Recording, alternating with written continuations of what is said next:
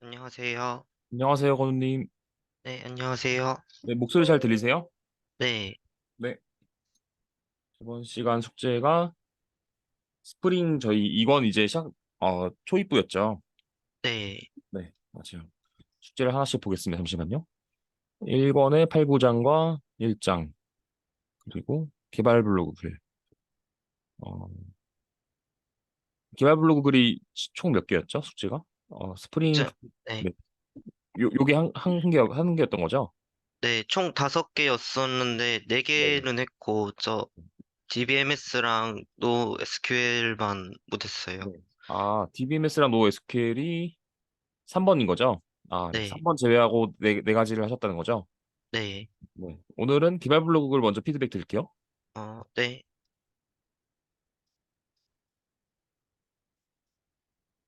네. 오늘 날짜로 만들어 주셨고, 먼저, 어, 요게 첫 번째 기발 블로그인가요? GCLIB? 작성 순서로는 네, 번호 순으로 했어요. 네. GCLIB 먼저 볼까요? 네, 네.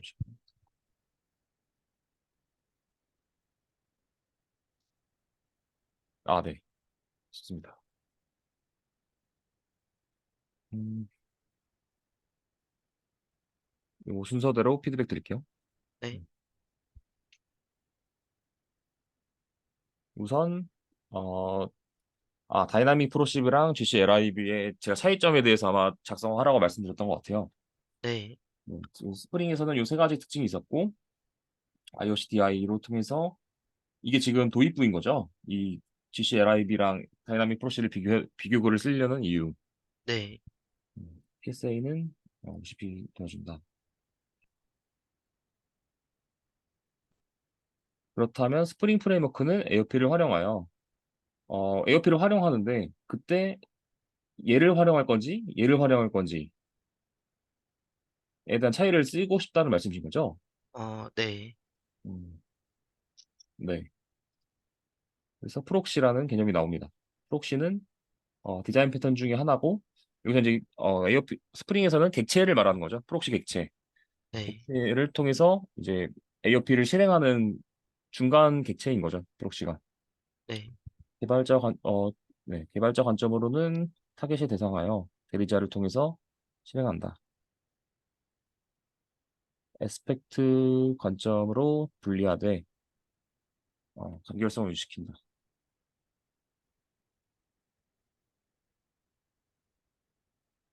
여기서 이제 요 내용이 나오네요. 프록시 메커니즘은 두 개 중에 하나를 채택해서 사용한다. 네. 다이나믹 프록시를 먼저 설명하신 것 같고, 어, 요거에 대한 출처는 아래 써 있나요? 네, 이게 그 책에 나왔던 네네. 이미지를 다른 분이 캡처하셨던 아, 거를 그대로 가져온 거라. 네네네. 전자책인가 보네요. 네, 알겠습니다. 스프링 프레임워크는 다이나믹 프록시 팩토리를 통해 내부적으로 다이나믹 프록시 호출되면 클라이언트의 요청을 리플렉션 정보로 반환하여 인보케이션 핸들러를 통해서 인보크 메서드를 통해서 결국에는 타겟을 정하고 다이나믹 프록시가 이 인보케이션 핸들러를 통해서 타겟을 정해서 실행한다. 그래서 AOP가 동작하게 된다라는 거를 말씀하신 것 같아요. 네, 그러면 요 글에서는 리플렉션이 나왔는데 네. 리플렉션이 필요한 이유는 네, 요거 혹시 답변하실 수 있나요? 요거는 사실 뭐 개발 블로그에 없어도 되긴 하는데 네. 개인적으로 제가 궁금한 겁니다. 건우님이 알고 계신가? 아, 네, 일단은 인보크 메서드의 파라미터가 메소드 타입이 메서드인데, 메서드들의 종류에 상관없이 호환성을 유지하기 위해서인 것 같아요. 리플렉션 자체가 그 코드를 추상화해가지고 접근하도록 만드는 것이라고 정의를 봤었는데, 네. 책에서, 네, 네, 그 말 그대로, 그 어떠한 메서드든 접근을 해가지고 프록시 형태로 유지하기 위해서인 것 같아요. 네. 음. 그러니까 파라미터에 따라서 이 말이 꼭 나와야 됩니다. 런타임 아, 시에 요청온 데이터를 객체로 주입해서 결국엔 타겟 주입한다는 게 타겟을 생성한다는 거거든요. 네. 사이켓을 생성해서 실행시킬 수 있게 런타임이라는 말이 꼭 나와야 됩니다. 그 말이 아, 빠졌네요. 런타임시. 네. 네. 이건 같은 글인데 제가 좀 헷갈리게 써놨네요. VS가 안 되는군요. 같이 써놓겠습니다. 네. 계속 볼게요. 엠보크를 통해서 구조한다.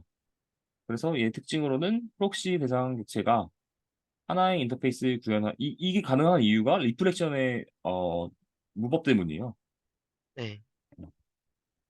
그래서 JDK 다이나믹 프록시의 장점으로는 의존성이 필요 없다. 타겟의 클래스에 구현되어 강제하게 된다. 이게 지금 장점인가요, 단점인가요? 아, 강제된다. 단점인 것 같아요. 이거는 인터페이스를 그 네. 강제하게 되니까 다이나믹 프로시 형태로 하려면은, 네네네. 네, 음, 그래서 인터페이스를 무조건적으로 해야 되니까 코드가 증가하는 게 음. 있긴 하죠. 요거가 네. 뭔가 말을 쓰다 만 느낌이거든요. 그러니까 강제해서 뭐뭐뭐가 안 좋다. 그러니까 여기는 의존성이 필요 없어서 이 말도 좀 애매하네요. 다이나믹 프로시는 자바 STL에 내장되어 있어서 의존성이 필요 없으므로 뭐 활용도가 높다 이 말을 하고 싶으신 건가요? 어, 네, 그러니까 별도로 설정을 해야 되는 게 없다라고 네. 말하고 싶었어요. 그러니까 요 글에 대한 그 뭐지? 어, 화두는 던졌는데 그 결론이 없네요. 결론. 그러니까 안 좋다, 뭐뭐가 좋다 이런 식으로 근거를 바탕으로 어, 말을 써주시는 게 좋을 것 같아요. 아, 피드백입니다. 네. 네. 그리고 자바 코드가 추가되어 변동성이 없게끔 할 수 있겠다. 네. 이 두 개를 잘 쓰신 것 같네요. 이제 GCLIB 볼게요. 코드 제너레이션 라이브러리의 약자로 동적 클래스를 생성하고 확장하기 위한 라이브러리입니다. 어, 인터페이스 확장한 경우가 아닌 클래스 확장. 자, 이 두 가지 차이가 뭐죠? 인터페이스 확장이 아닌 클래스 확장. 클래스 확장 vs 인터페이스 확장. 네.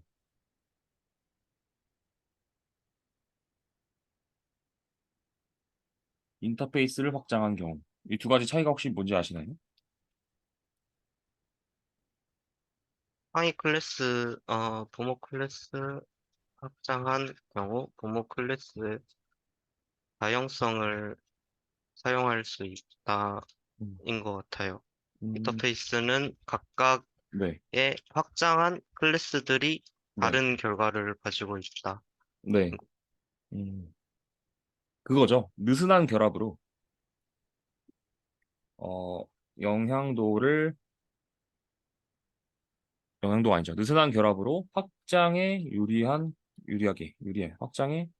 유리하다라는 게 인터페이스죠. 네. 그러니까 결국에는 맨날 했던 말 있잖아요. 추가 개발 시 코드 변경이 적어진다.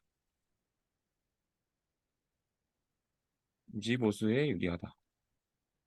이게 확장이 유리하다는 말이 변경이 적고 그다음에 추가 개발 시 코드 변경이 적고 네. 이 내용이 인터페이스고 네. 그러면 클래스 확장은 뭐죠? 클래스 확장이란? 요것도 또 한번 말씀해 주실 수 있을까요? 어, 네. 공통적인 조직은 높은 응집도를 가지고 있어. 네. 그, 이것도 똑같이 수정 시에, 공통 로직은 부모 클래스에만 변경이 가능, 변경을 하면 된다. 그래서 네. 이것도 유지 음, 보수에, 용이하다인 것 같아요. 음. 유지보수에 뭐가 더 유리한가요? 클래스 확장이랑 인터페이스 확장이랑. 어, 일단은 공통적인 기능을 가지고 있을 경우에는 클래스 확장이 더 좋은 것 같은데, 네. 근데, 어, 그 전략 패턴 같은 그 각각의 다른 행동을 해야 될 때는 인터페이스 확장이 더 좋은 것 같아요. 네. 맞아요. 방금 말씀해 주신 거에다 부가 설명하자면, 어, 네, 스타트업이나, 어, 그, 계속 추가 개발할 때, 계속 추가 개발, 아니, 그러니까 추가 요구사항 비즈니스일 경우에 그러니까 우리가 개발을 할 때 항상 어떤 목적을 갖고 개발하잖아요. 뭐 전자금융 시스템이라든지 아니면 뭐 교육 플랫폼이라든지 아니면 게임 플랫폼 이런 식으로 요구 그 목적이 있는 비즈니스를 개발하잖아요. 우리가 어플리케이션을. 네, 요구사항이 계속 있는 비즈니스 어플리케이션 개발 시에는 JDK 다이나믹 프록시가 유리하고요. 네, 그다음에 요구사항은 자주 변경되진 않지만 성능이 민감하게 빨라야 그러니까 성능이 좋아야 될 경우가 있어요. 뭐냐면 금융이라든지 채팅. 그러니까 뭐 채팅이라는 게 사실 한정되어 있잖아요. 그 네, 사람과 1대1 채팅, 뭐 단톡 채팅이라든지 아니면 채팅에서도 뭐 선물하기를 보낸다든지 이런 식으로밖에 그러니까 이런 거죠. 토스 같은 경우에는 어 되게 사업 비즈니스가 빠르게 그러니까 토스가 초창기에 스타트업이었거든요. 1년 안에 뭐 토스 뱅크도 출범되고 토스 증권, 토스 보험 이제 앞으로 뭐 더 계속 될 것 같아요. 그런 식으로 자주 변경되면은 그러니까 JDK가 유리하고요. 이 AOP 방식으로 개발한다고 했을 때. 네, 그치만 기존 은행들 있죠.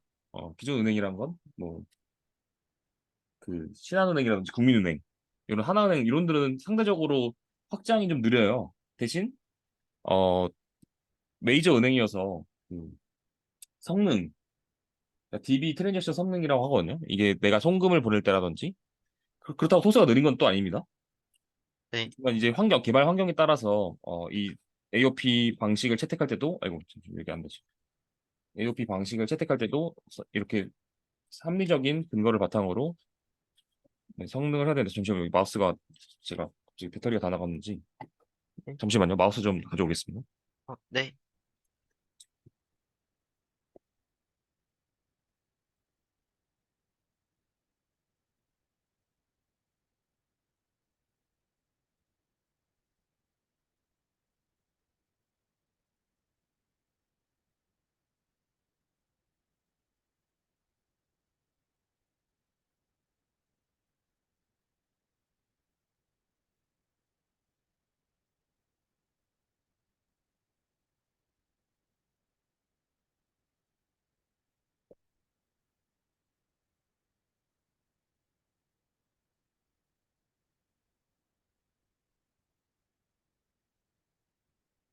오늘 잠시만요. 마우스를 찾고 있는데 잘 안 보이네요.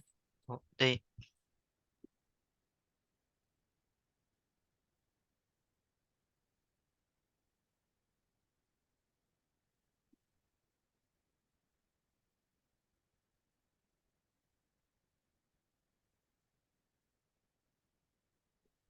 찾았습니다. 네. 네. 이어서 보면은 네, 그래서 이걸 얘기하다 말았군요. 네. 네, 네, 확장성이 적은 프로젝트. 어, 비즈니스 로직이 좀 그러니까 확장이 적은 프로젝트들도 있어요. 아까 제가 말씀드렸다시피 채팅이라든지 금융이라든지 이런 부분들은 사실 도메인이 딱 정해져 있어서 요구사항이 딱 어, 필요한 내용만 있어요. 그럴 때는 자주 변경되지 않는 거죠. 성능이 네, 좀 더 유리해요. 이 GCLIB가. 네. 이게 왜 빠른지 혹시 아시나요? GCLIB가 얘보다 빠르다. 사실 이 빠르다가 중요한 게 아니라 왜 빠른지를 알아야 돼요. 복사가 안 되나? 복사. 복사가 안 되나 보네. 말로 쓰겠습니다. 어, 네. 다이나믹 프록시보다 빠른 이유는? CJLIB 같은 경우에 바이트 코드로 변환하여 처리한다라고만 봐가지고 네. 자세한 이유는 잘 모르겠어요. 네. 바이트 코드는 JVM에서 어, 네, 그러니까 JVM은 자바가 실행되는 환경이죠. 자바 버추얼 머신. 네, JVM에서 환경에서 어, GT 컴파일러가 바이너리로 하기 전 단계의 포맷이에요. 네. 그러면 바이트 코드는 왜 필요하죠? 일단은 16진수로 변환하고 그 다음에 네. 그 컴퓨터는 0과 1 이진수만 알고 있기 때문에 그 다시 한번 변환이 필요해서 그런 것 같아요. 그러니까 어, 바, 바이트 코드가 필요한 이유는 사실 잘못 말씀해 주셨어요. 그러면 지트 컴파일러 그냥 바로 바이너리 바꿀 수도 있어요.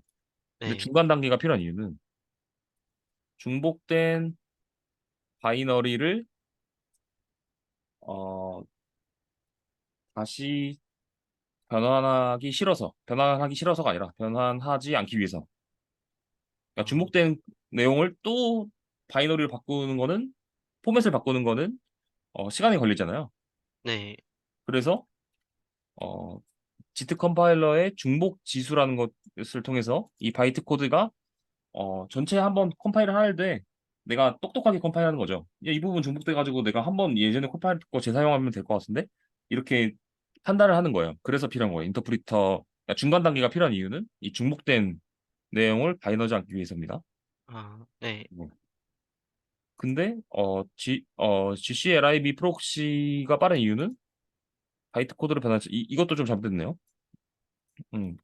GCLIB나 다이나믹 프록시나 둘 다 바이트 코드를 쓰는데 네, 어, GCLIB는 그러니까 이 말이 나가야 됩니다. 런타임이 아니라 컴파일 타임에 다 정해집니다. 그냥 컴파일 타임에 어, 타겟 정보가 생성된다. 단, 아, 다이나믹 프록시는 런타임 시에 반면 다이나믹 프록시는 런타임 시에 타겟 정보가 생성된다. 이게 키거든요.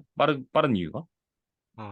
네, 왜냐면 이렇게만 말하면 이해가 안 되실 거예요. 그러면 왜 컴파일 타임과 런타임이 왜 차이 나냐고 또 물어볼 수 있죠. 네, 그 이유는 어, 런타임 시에는 생성하는 다이나믹 객체를 그러니까 준비 단계가 필요한 거죠.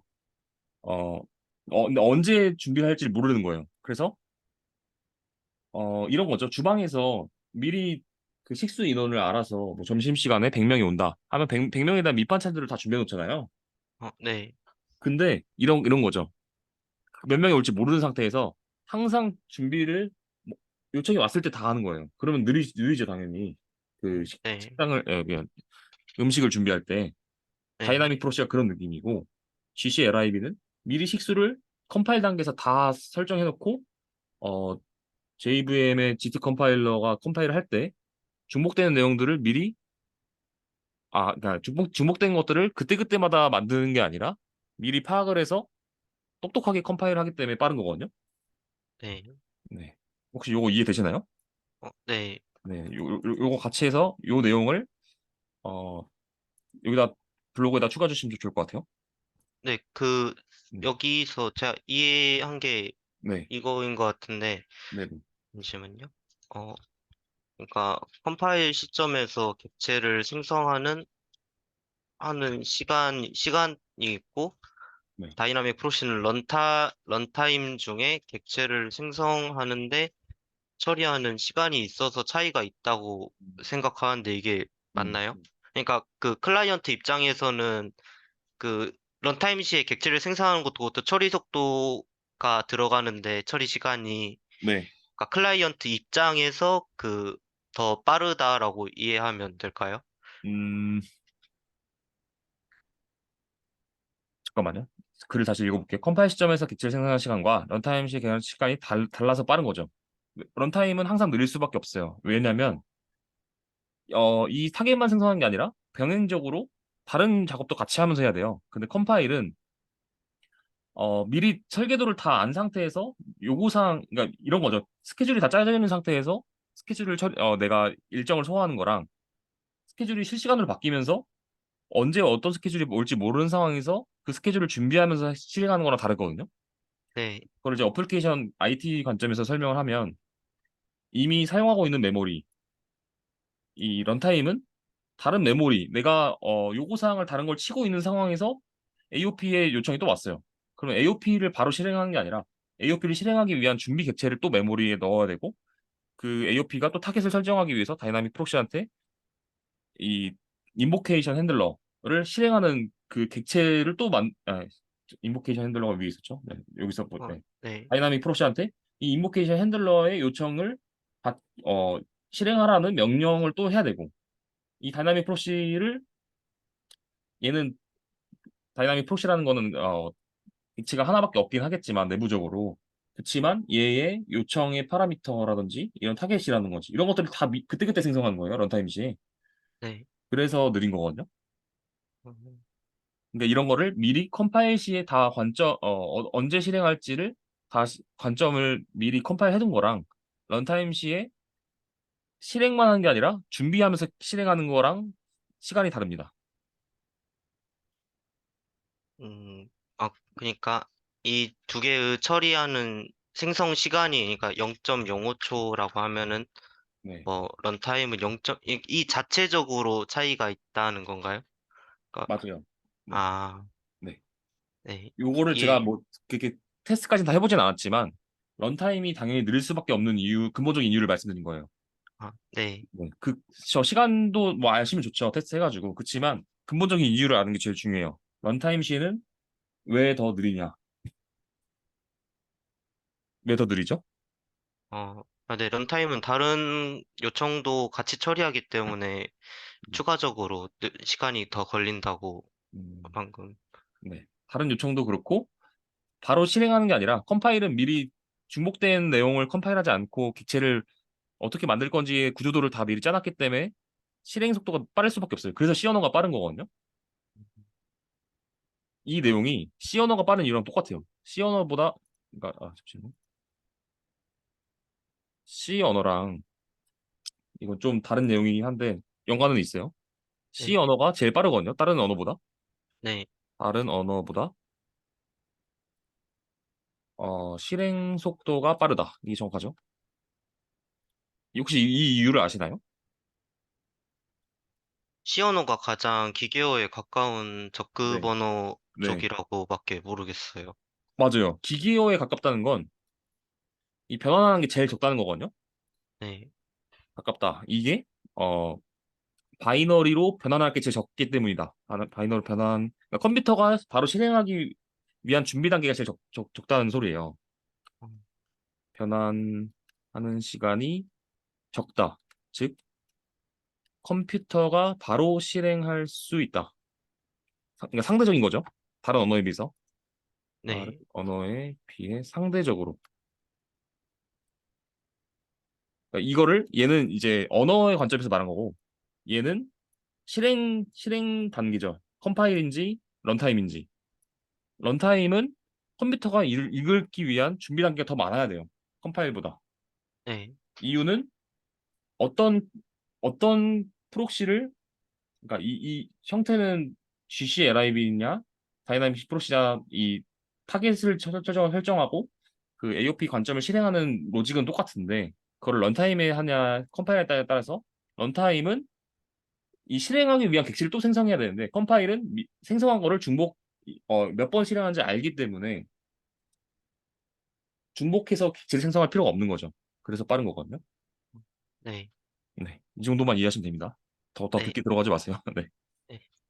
어, 근데 방금 했던 내용이 면접에서 많이 물어보는 내용들이긴 해요. 이 두 가지를 많이 물어볼 거예요. 이 어, 네, 면접 질문이 만약 다이나믹 프로시랑 GC LIB가 나왔다고 하면은 왜 더 빠른가요?라고 하는 게 이렇게 설명하시면 됩니다. 네. 그래서 느낀 점은 어,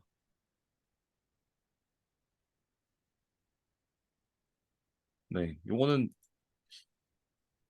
조금 추상적이긴 하네요. 결과는 따로 없는 거죠, 이 글에는. 네. 네. 그 네. 결과라기 네. 네. 위에 말씀. 정리 쪽으로 네, 이렇게 묶어놔가지고. 맞아요. 오늘 제가 수업에 지금 말씀드렸던 내용들을 느낀 점에 좀 추가해 주면 좋을 것 같아요. 어, 네. 느꼈다기보다는 결과인 거죠.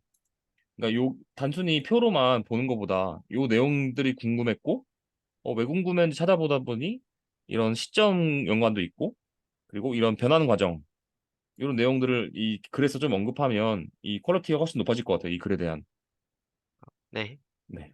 그리고 두 번째 글을 보겠습니다. 음,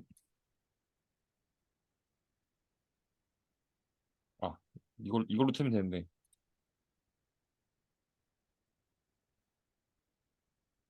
얘가 다이나믹 프록시가 아니라 에스펙트 J랑 차이점. 네. 네. 에스펙트 J.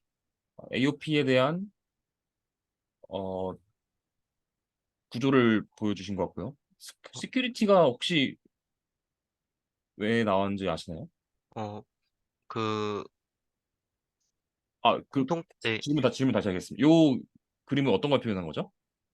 이쪽에 비즈니스 있는 그림. 네. 로직에 네. 접근할 때, 음, 그, 묶여있는 어드바이스들을 네. 그 설명한 것 같아가지고, 이 사진이 좀 보기에 이해가 됐던 것 네. 같아서 좀 가져왔어요. 네. 그러니까 그 AOP에서 그 핵심 타겟에 접근하기 위한 과정이 네. 이렇게 돼 있는 것 같아가지고, 얘는 과정인 게 맞는데 왼쪽 제 지금 마우스 포인트 보이시나요? 네, 얘가 시퀀스 과정이고 얘는 AOP를 활용하는 영역인 것 같아요. 캐싱할 음, 때도 쓸 수 있고 로깅 찍을 때도 쓸 수 있고 보안적인 시큐리티 스프링 시큐리티에서도 활용할 수 있다. 그러니까 비즈니스 로직인 거죠. 네, 비즈니스 로직을 어떻게 활용하냐 AOP로 그거에 대한 카테고리를 말하는 것 같아요. 네, 음,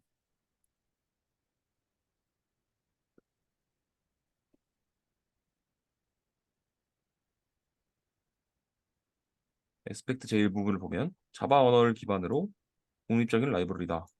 화이트 코드 형태로 생성과 조작을 통해 타겟을 명시하는데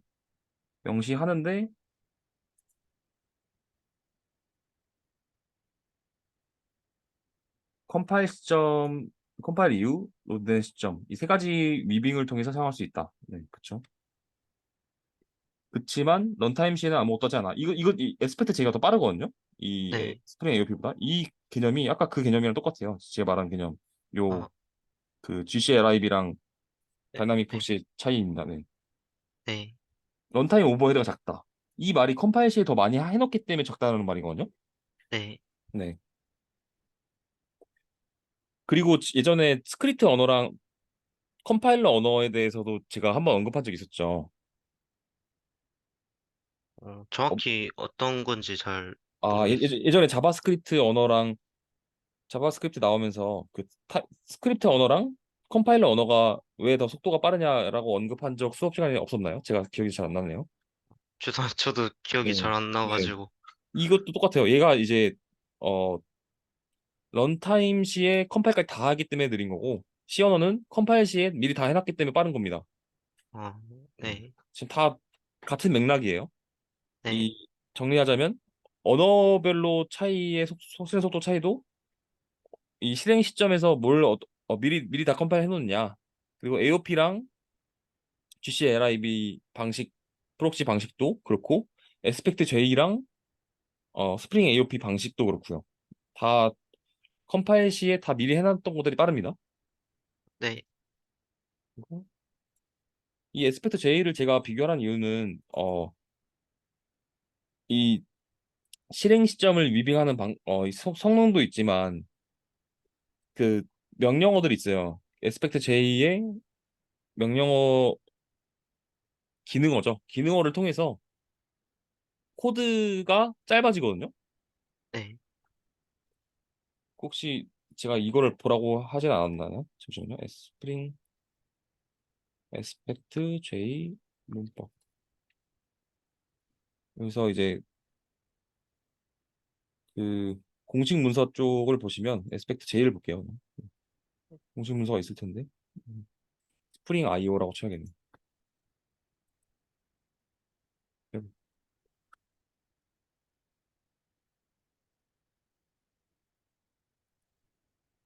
네, 여기서 이제 에스펙트 J를 쳐보면 저랑 이거 본 적 없으시죠?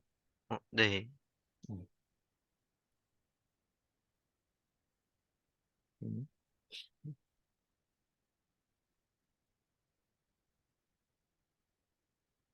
네, 여기부터입니다.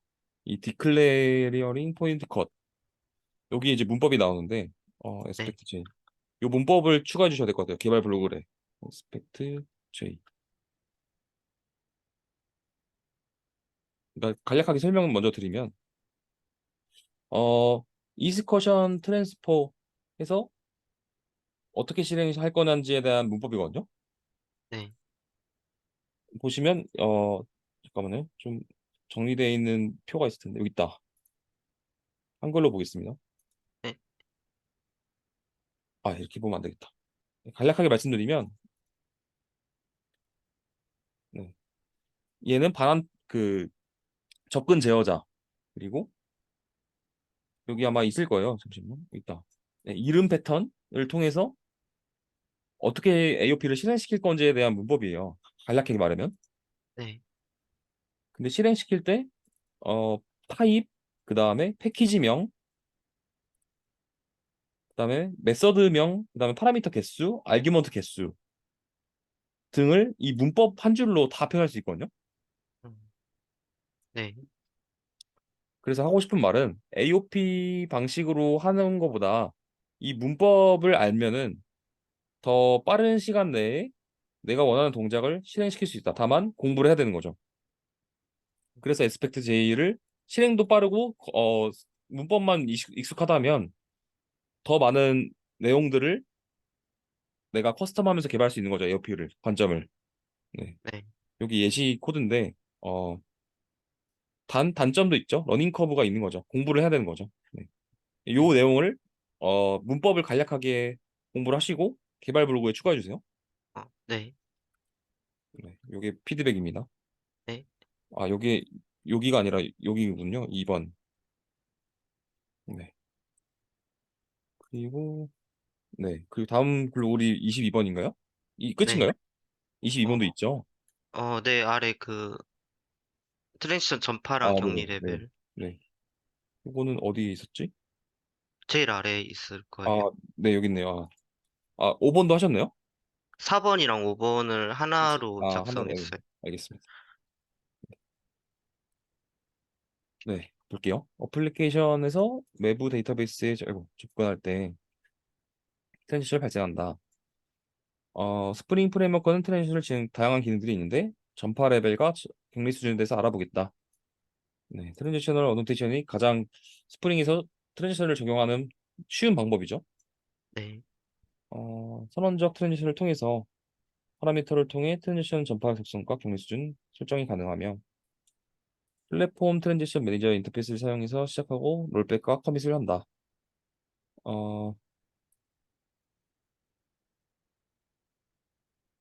요 트랜지셔널 요거에 대한 피드백을 드리면 이 어노테이션 사용할 때 우측에다가 이 속성 값들을 줄 수 있는 거 혹시 아시나요?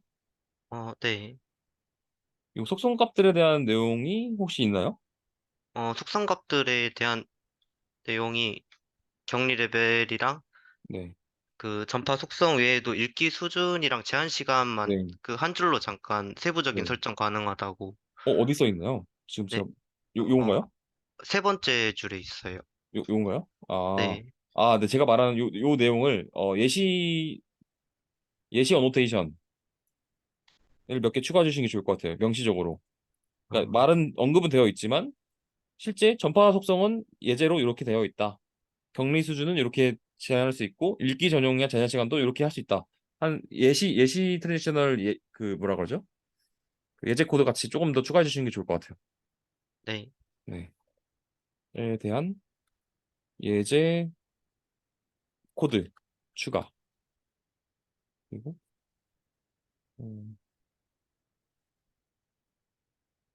네. 트랜지션 전파 속성을 볼게요. 그 전에 격리 수준은 네, 트랜잭션 격리 수준이 필요한 이유는 이런 것도 이렇게 그 개발 블로그에 쓰면 좋거든요. 네, 네, 그러니까 이런 거죠. 얘가 결국엔 제어를 하는데 제어하는 이유가 있을 거잖아요. 네. 네, 그게 이겁니다. 격리 수준이 왜 필요할까요? 이거 아래에 써놨을 텐데, 잠시만요. 네, 네. 각각의 레벨에 따라 통일성 문제, 이렇게 한 줄로만 음, 적어놨었어요. 네. 격리가 또 아래 있군요. 얘는 네, 트랜지션에 대한 설명이고, 네,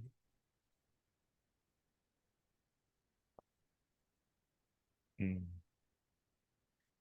글을 쓸 때 이 격리 수준에 대해서 궁금하신 분들은 아래 참조글 해서 이제 링크를 달아가지고 다시라고 해서 얘를 클릭하면 아래로 이렇게 스크롤 내리는 기능이 있거든요. 네. 그거를 추가해 주시는 게 좋을 것 같아요. 얘를 다시라고 하나? 그 웹 어 스킴 형태. 잠시만요. 제가 찾아서 정확하게 알려드릴게요. 네. 그러니까 웹에서 링크 클릭 시 스크롤이라고만 해도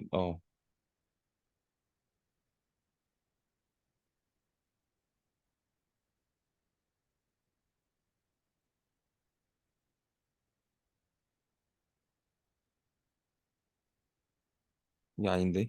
음. 잠깐만요. URL 스킴에 URL 스킴.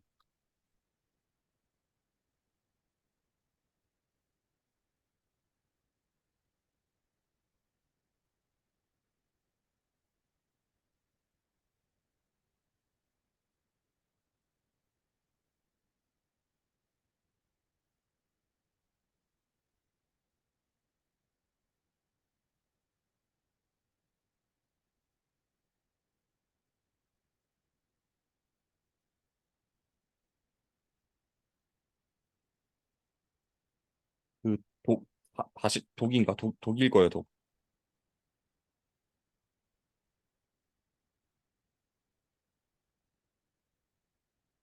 URL 스킴이 왜 안 나오지?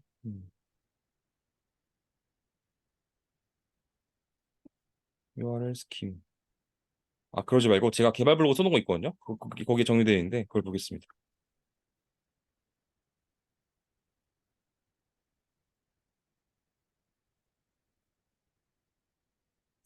음,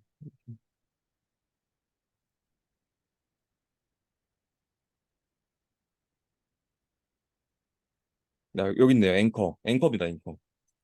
네. 앵커를 통해서 스크롤을 내릴 수 있어요. 네, 이 앵커를 통해서 너무 기니까 이렇게만 쓰겠습니다. 앵커를 통해서 추가. 네, 이렇게 해주세요. 네. 이런 사소한 것들이 이 개발 블로그의 퀄리티를 올려주는 행위라 말씀드린 거고 네. 이어서 보겠습니다. 전파 속성은 그래서 격리 수준을 추가한 이유는 여기 있다는 거죠. 네. 동시성 문제랑 성능 저하. 음, 맞습니다. 전파 레벨을 보겠습니다. 전파 레벨은 트랜지션 내에서 시작되고 끝나는 위치에 따라서 경계가 있고 전파는 이미 진행 중인 트랜지션이 존재할 때 어떻게 동작할 건지에 대한 설정이죠. 네. 그 동작에 대한 설정들은 요 예시가 있고 그러면 근본적으로 이 전파를 쓰는 이유가 뭐예요? 전파 전파 전파라는 기능을 쓰는 이유는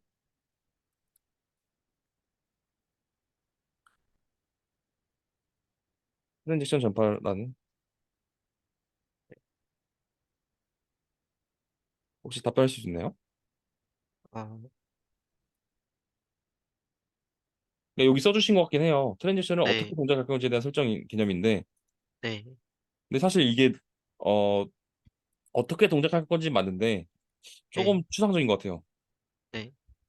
어, 그, 네, 아래 더 써두긴 했는데, 네, 트랜잭션 전파 속성, 어, 그러니까, 스프링 내의 열거형으로 정의한 트랜잭션 전파 속성을 사용하여 트랜잭션에 있는 데이터를 어떻게 처리할 건지에 대해 사용하는 것 같아요. 그러니까 여러 개의 메서드가 하나의 트랜잭션에서 데이터를 어떻게 사용할 건지.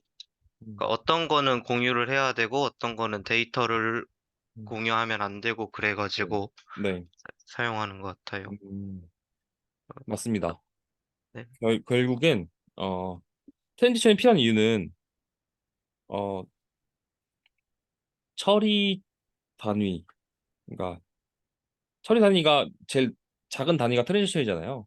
네, 그러니까 단위를 어, 경계하는 것도 중요하지만 처리하는 경기가 아무리 작아져도 또 중복 처리하면 안 되잖아요. 네, 그렇지만 동시성을 또 해치면 안 돼요. 네, 지금 이 격리랑 비슷해요. 격리는 DB의 모드인 거고 이 네, 격리를 우리가 어떻게 보면 전파라는 걸 통해서 격리를 나눠 놓은 거에 대한 어 스케줄이라고 하죠. 스케줄이라고 하는 게 맞는 것 같아요. 이게 실행을 어떻게 할 건지에 대한 내용. 그러니까 얘는 실행을 어떻게 할 건지에 대한 내용이고 격리는 그래서 그 격리는 어떻게 할 건지가 아니라 잠시만요. 어떻게 할 건지라는 말보다는 다 추상적으로 말해가지고 헷갈리실 것 같은데 자, 격리. 네, 데이터베이스 단위에서 사용하는 거라고 네, 알려주셨어요. 맞아요. 그러니까 결국엔 둘 다 트랜지션 내용이에요. 네, 근데 트랜잭션의 형태죠, 형태. 형태. 네, 어, 동시성을 강조할 거냐, 성능을 높일 거냐에 대한 형태고, 전파는 트랜잭션의 형태가 아니라 트랜잭션의 스케줄링, 그러니까 계획이라고 계획서라고 계획이라 실행 계획이 맞는 것 같아요. 실행 계획을 어떻게 실행시킬 거냐예요. 네, 이렇게 설명한 이게 저도 글로 쓰는 게 편하네요. 말로 하는 것보다. 네, 이거라고 이해하시면 됩니다. 네, 네. 그래서 어떻게 실행할 것에 대한 그 모드들이 있는 거죠. 네, 그러면 모드를 하나씩 볼게요. required. 예시로는 중복 인터넷 쇼핑 시 즉시 결제를 할 때 쓴다. 동일한 트랜지션 내에 실행해야 되는 메서드가 있을 때 즉시 결제. 그러면 진행 중인 트랜지션이 없을 때 새로 시작한다. 이런 진행되는 트랜지션 안에서 사용하는 예시인 건가요? 인터넷 쇼핑 즉시 결제는? 네, 하나의 트랜잭션이 시작되어 있었을 때 다른 트랜잭션이 참여한다는 그런 음, 예시였던 것 같아요. 네. 아, 그러니까 새로 없을 시에 새로 시작하는 게 아니라 시작된 트랜지션이 있어서 참여했다는 건가요? 이 예시는? 네, 네, 음, 예시는 그거인 것 같아요. 네네네. 음. 그러면은 인터넷 쇼핑 즉시 결제 사용할 때를 리카열드가 아니라 서포터로 하면 어떤 문제가 발생하나요? 음, 서포터는 딱히 이상이 없을 것 같은데, 네. 이런 경우에는. 근데, 그, 뭐, 부정적인 테스트를 해가지고 했을 때는 트랜잭션이 없어가지고, 즉시 결제를 할 때, 그, 주문이 누락되고 결제만 된다던가 하는 경우가 있을 것 같아요. 음, 주문이 누락된다. 왜냐면 진행 중인 트랜지션을 확인해서 존재 시에는 사용하지만 없을 시에는 없이 실행한다. 누락이라기보다는 결제가 잘못될 수도 있는 거죠. 동시성을 해치기 때문에. 음, 트랜지션 없이 실행한다는 말은 어, 그러니까 트랜지션 같은 그러니까 새로 생성을 안 한다는 거예요. 네, 새로 생성하지 않는다는 거는 동시성을 확보하지 않는다는 말이랑 동일하거든요. 네, 네. 그러니까 동시성을 확보하지 않으면 우리가 그때 동시성 오류 예시 들잖아요. 막 계산을 하는데 100번을 계산하는데 막 98이 나오고 103이 나오고 네. 네, 그러니까 결제 가격이 내가 3,000원 결제하려고 했더니 3,500원 결제되고 막 이런 거죠. 어, 네. 그런 문제들이 생깁니다. 동시성 문제. 네, 네. 예외를 발생시킨다.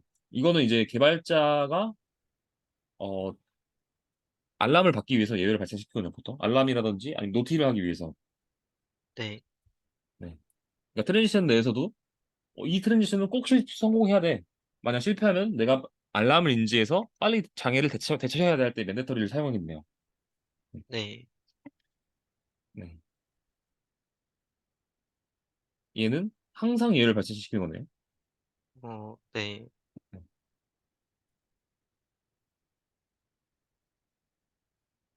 사실 여기부터는 저도 안 써봐가지고 요건 써보긴 했네요. requires new. 하나의 트랜지션 중에 n 개의 별도 트랜지션을 분리해야 된다. 예시로는 주문 처리 관련 로직 중 주문 상태 변경과 결제 정보를 업데이트하기 위해서 분리시켜야 된다. 어, 주문 상태 변경과 결제 정보를 업데이트. 이걸 분리하지 않으면 어떤 문제가 발생하나요? 음. 이것도 그 동치성 문제라기보다는 그 결제가 먼저 되고 주문 상태를 변경하게 되는 그러니까 순서가 바뀔 것 같아요. 음, 순서가 바뀌면 원하는 동작을 못 하겠죠. 그러니까 전제 조건들이 있는 상황에서 리카이스 룰을 통해서 트랜지션의 순서를 정하려고 n 개의 트랜지션을 분리한다는 말로 이해했는데 맞나요? 네. 네. 네스티드는 트랜지션이 존재하는지 확인하고 존재하는 경우 저장 지점을 표시한다. 이건 왜 필요한가요? 네스티드. 이거는 저번에 알려주셨던 건데, 그러니까 아, 서버가 네네. 여러 개일 때, 네. 네. 여기 있네요. 네. 확인했습니다. 네. 네. 네. 이걸 다 외울 필요는 없는데, 전파 레벨이 왜 필요한지에 대한 근본적인 이유 정도는 머릿속에 계속 들고 계셔야 돼요. 여기 네. 있네요. 네. 이거네. 네. 전파 속성을 통해서 어떻게 처리할 건지에 대한 실행 계획을 세워야 성능도 좋을 거고 내가 원하는 동작을 보장할 거죠. 네. 네.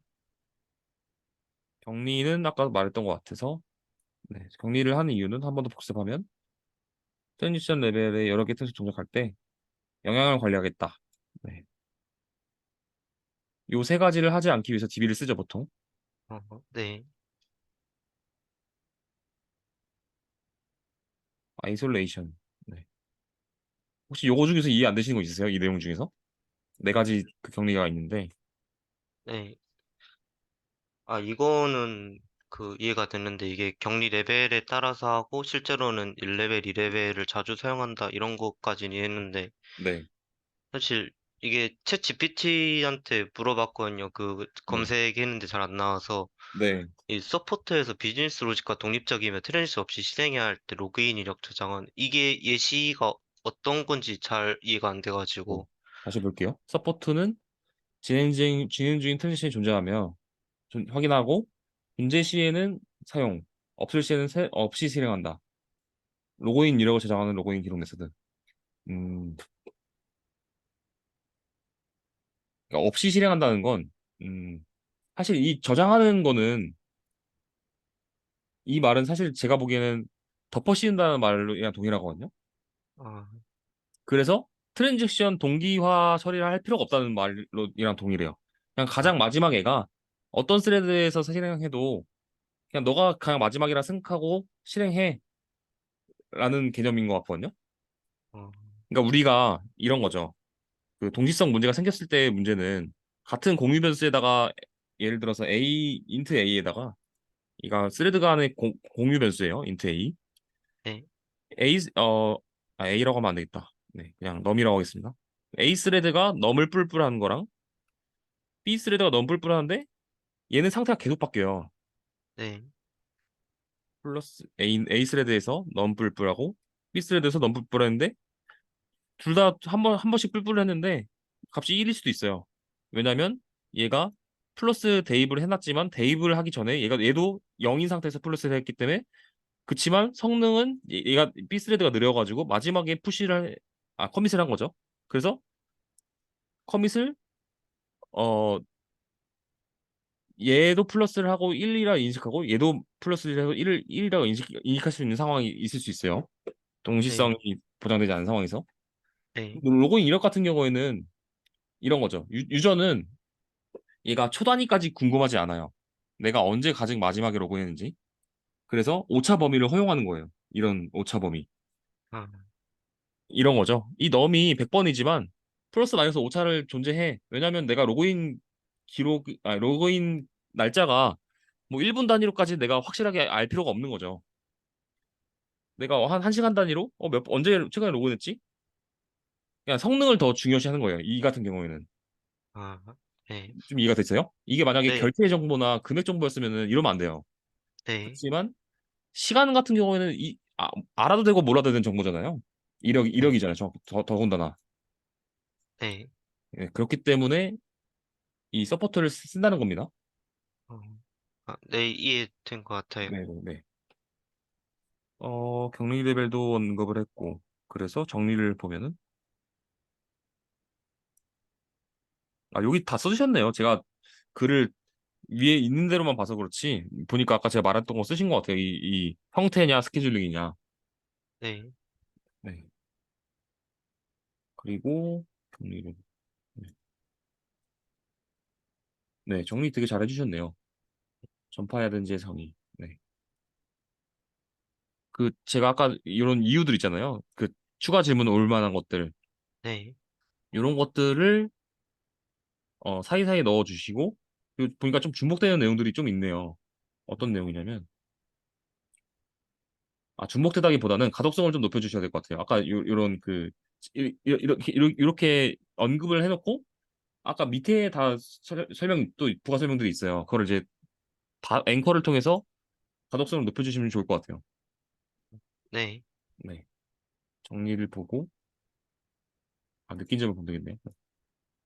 그냥 아무 얘기나 했어요. 네. 그냥, 요런 느낀 점들은 안 쓰시는 게 나을 것 같기도 하네요. 어떻게 보면.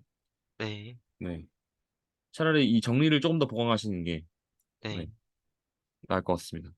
네, 근데 사실 요거 있어도 되고 없어도 그만이라서 요건 이제 옵셔널하게 써주시면 될 것 같고, 그 가독성 면과 아까 요런 독자가 조금 더 궁금해하시는 내용들을 내가 스스로 질문해놓고 답변하는 형식의 글들이 있으면 조금 더 좋을 것 같아요. 네, 여기 1번, 그 다음에 앵커가 2번입니다. 네, 요거 네, 두 개를 추가해주세요. 네, 여기까지가 개발별 끝이죠. 네. 네. 그리고 스프링 1권을 하다 말았나요? 저번 시간에?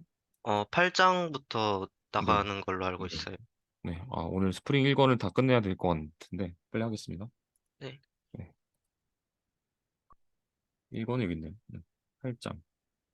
요거는 이제 그 개념은 다 나갔고, 그, 뭐냐, 정리예요, 정리. 8장은 네. 정리라서, 사실 8장에서 새로 공부할 내용은 없고, EJB가 뭔지 혹시 설명하실 수 있나요? EJB랑? 어, 엔터프라이즈 자바 빈으로 스프링 프레임워크 전에 사용하던 네. 프레임워크였던 것만 봤어요. 음, 좀 더 네. 비싼 웹 맞아요. 어플리케이션 서버 써야 된다. 그런 거. 음. 그러면은 얘가 왜 실패했나요? 일단은 서버 같은 경우에 그 웹 어플리케이션 서버가 좀 사양이 좋아야 되는 그런 비싼 것도 있고, 그리고 의존도가 좀 높았던 것 같아요. 그 프레임워크 자체에서. 네. 그러면 스프링은 의존도를 어떻게 낮췄죠? 음,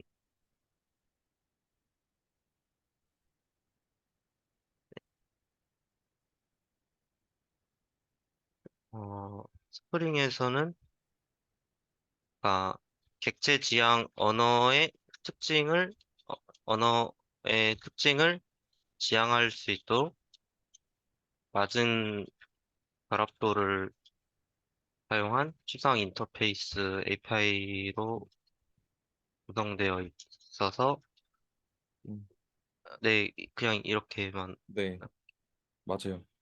이 세 가지 말씀하시면 돼요. 포조, PSA, 포조, 영어, 포조라고 하니까 좀 이상. 네, 여기 다 나와 있네요, 정답이. 포조, PSA, AOP, IOC, DI. 이걸 보통 삼각형이라 하는데 스프링 트라이앵글로 했다고 말씀하시면 됩니다. 네, 이 말이 이 말이에요. 이걸 풀어쓰는 거죠, 한글로. 네. 네, 음. 예, 8장은 다른 내용들 다 아시는 것 같아서 가겠습니다. 네. 혹시 이해 안 되셨던 부분 있으신가요? 8장 읽으면서? 8장은 따로 없었어요. 그렇죠. 네네. 9장은, 9장은, 어, 부가적인 거, 그러니까 부록이라고 생각하시면 돼요. 스프링의 부록. 네, 메인이 아니고, 이 외에, 이 외의 기능들이라고 생각하시면 돼요. 이 장이 나온 이유는. 네, 제가 중요한 것만 언급하겠습니다. 음, 사실 이런 거는 저도 책에서만 봤지 쓰진 않았거든요. 네. 근데 STS 이게 STS죠? 음, 어, 사실 모르셔도 됩니다. 모르셔도 될 것 같아요. 음. 네. 3계층 아키텍처. 3계층 아키텍처가 뭔지 혹시 설명하실 수 있나요?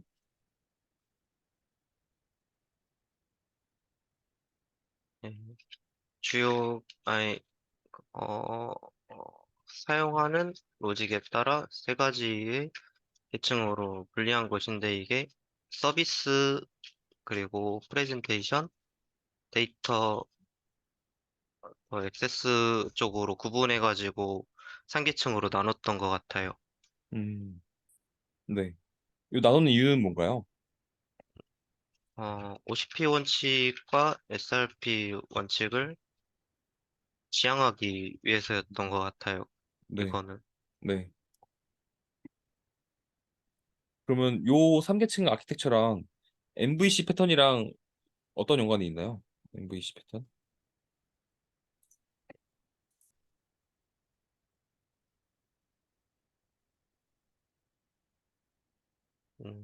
이거를, 어, 3계층 아키텍처를 구현한 아키, 아키, 어, 3계층 아키텍처로 분류한, 음, 모델? 디자인 패턴인 음, 것 같은데, 그러니까, 네. 아, 그냥 어, 구체화했다는 말씀이신 거죠? 네, 부모를 두고, 그러니까 인터페이스처럼 부모로 두고 그 임플리먼트 따는 거죠? 네, 비슷한 네, 것 같아요. 네, 네, 맞습니다. 사실 이 삼기체 아키텍처의 예제라고 보시면 돼요. 스프링에서 실제 스프링은 삼기체 아키텍처를 MVC 패턴으로 임플리먼트 한 거죠. 네, 네. 어, 오브젝트 중심 아키텍처가 필요한 이유가 혹시 뭔지 아시나요? 이거는 좀 이해가 많이 안 네. 돼가지고, 이건 어려울 수 있겠네요. 이거에 대한 숙제를 내드리는 게 맞겠네요. 자, 네, 혹시 저희가 도메인 주도 개발이라는 거를 제가 숙제 내드린 적 있나요? 제가 하도 수업 텀이 길다 보니까 기억이 안 나. 도메인 주소 개발이요? 도메인 주도 개발. 네, 이, 이거에 대한 언급을 한 적 있나요? 어, 거기님이랑 수업할 때? 아마 없었던 걸로 네. 기억하고 있어요. 그럼 테스트 주도 개발은요? 그런 주도해가지고 하는 거는 없었던 것 같아요. 아, 네, 그냥, 알겠습니다. 요 두 가지, 그러니까 얘는 뭐냐면 개발 방법론이에요. 개발 방법론이 뭐냐면 개발을 어떻게 할 건지 개발 순서를 정하는 거예요. 네, 잠시만요. 하나 더 있어가지고 지금 기억이 안 나네요.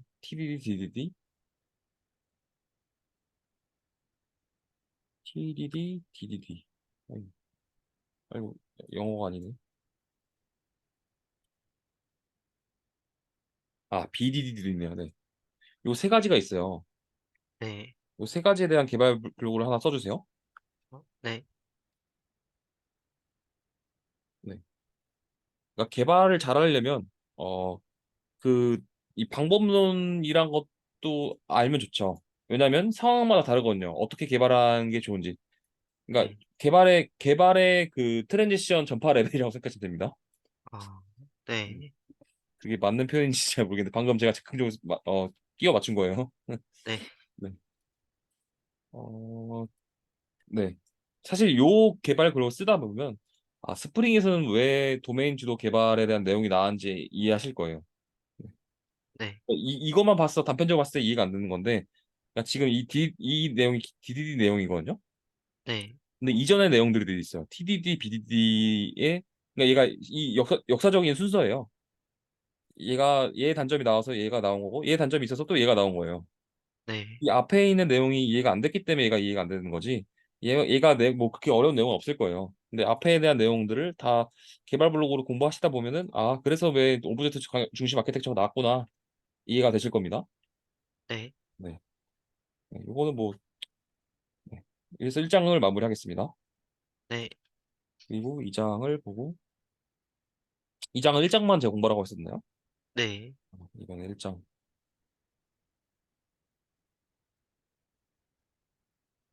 네. 이거는 사실은 1권에 대한 동일한 주제로 다른 예시를 들면서 스프링 프레임워크가 어떻게 동작하는지를 설명하는 장이거든요. 네, 네, 내용이거든요. 네, 이거는 1장.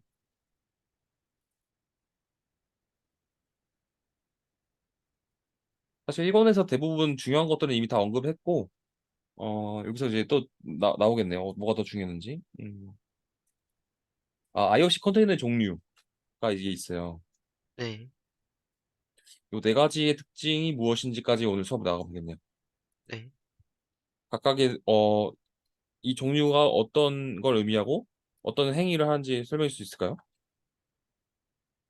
여기 우측에다가 화살표 네. 우측에다가 말씀해 주실 것 같아요. 네.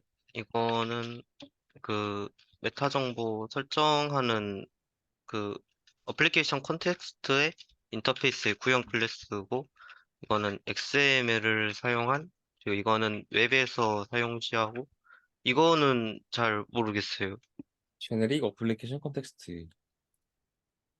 요거 이렇게 이해가 안 되면은 그 책을 읽어도 이해가 안 되면 이제 검색을 하시는 거죠. 그냥 네, 저랑 같이 검색해 보시죠. 요거까지. 음.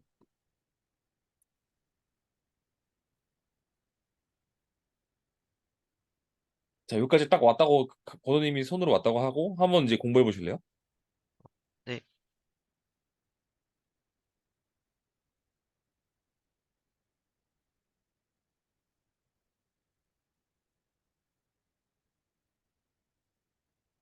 이게 프로토타입 할 때, 그러니까 매번 생성할, 객체를 매번 생성하는 음.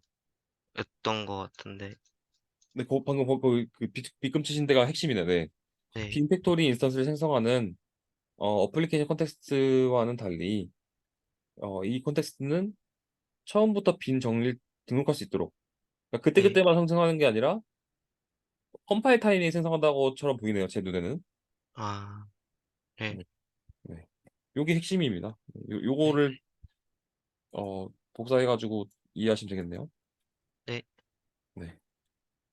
네. 네. IOC 컨테이너의 종류에 대해서 언급을 했고 다음 시간에는 잠깐만요. 1권이구나. 아이고, 네. IOC 컨테이너 계층 구조부터 다음 시간에 수업을 나간다고 써놓겠습니다. 네. 진짜.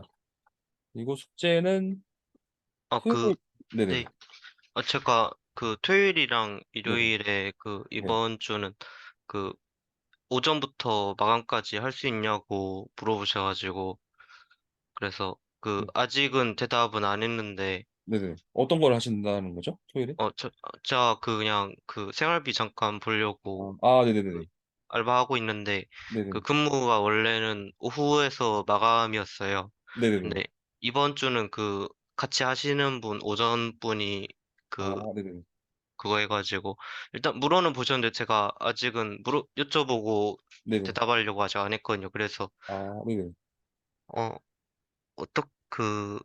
토요일 제외하고 그냥 일주일 목요일치 하는 게 나을지, 아니면 그냥 토요일 수업 나가고 하는 게 나을지.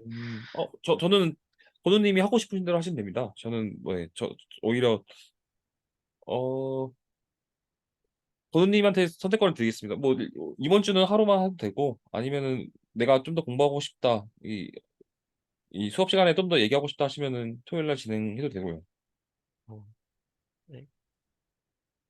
사실 저 잘 못 그럼 제가 정했어가지고. 정해드릴게요. 네, 어, 우선 이 다음 시간 숙제해야 할 내용이 이제 네, 2장부터 나가야 되는데 네, 사실 2장 내용이 우리가 공부했던 내용들이에요. 다 보시면 전파 레벨이 있고 트랜지션에 대한 내용들이고요. 네, JPA는 공부하지 마세요. 네, JPA 제외.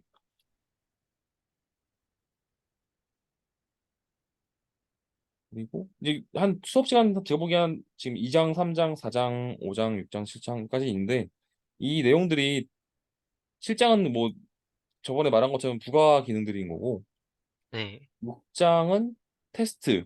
요 부분이 새로운 거네요. 요거 제외하고는 다 했던 내용들이라서 금방금방 네, 나가거든요. 제가 네. 보기엔 수업 횟수로는 2번 정도 더 하면 끝날 것 같아요. 스프링 네. 이론은 스프링 2권 2번 횟수. 그래서 뭐 이렇게 생각하시면 될 것 같아요. 내가 빨리 그 토익 프로젝트를 진행하고 싶다 하시면은 토요일 날 하시고, 아니다 그냥 조금 이번 주 좀 쉬고 싶다 하시면은 그냥 그 말씀해주신 대로 그 알바 하시면 될 것 같아요. 어, 네. 어, 요거는 그냥 뭐 지금 바로 당장 정하실 필요 없고요. 내일 네. 금요일까지 한번 생각해 보시고 금요일 안에만 말씀해 주세요. 어, 아니, 그냥 네네. 일요일만 한다고 한번 연락해 아, 볼게요. 네네. 네. 그러면 그냥 토요일 날 똑같이 수업 진행하는 걸로 알고 있겠습니다. 네. 네네. 스프링, 아, 네. 맞아. 숙제 내어드리면 네. 2장 JPA 제외해서 읽어주시고 공부해 주세요. 네. 토요일까지니까,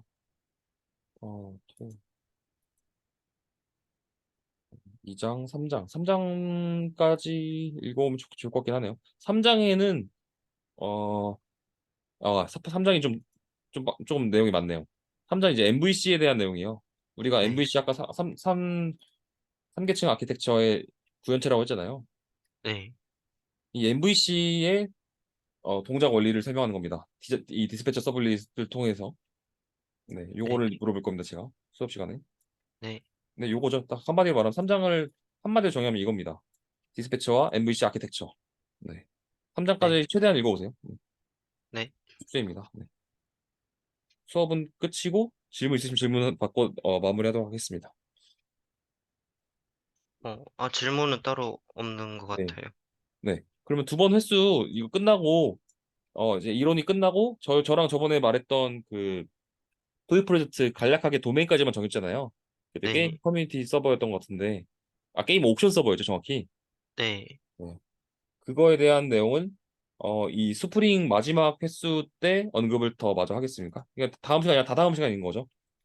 다다음 어, 시간에 이제 토익 프로젝트를 어떻게 진행할 것에 대한 다시 한번 제가 전반적인 개요를 설명드리고, 그때부터는 토익 프로젝트 숙제를 내어드릴 거예요. 네. 네, 알겠습니다. 그러면 토요일 날 뵙는 걸로 하겠습니다. 네. 고생하셨습니다, 건우님. 네. 감사합니다. 네, 고생하셨습니다. 좋은 밤 되세요. 네. 질문 있으시면 언제든 플로우에다 남겨주세요. 네. 네네, 감사합니다. 네. 감사합니다. 네.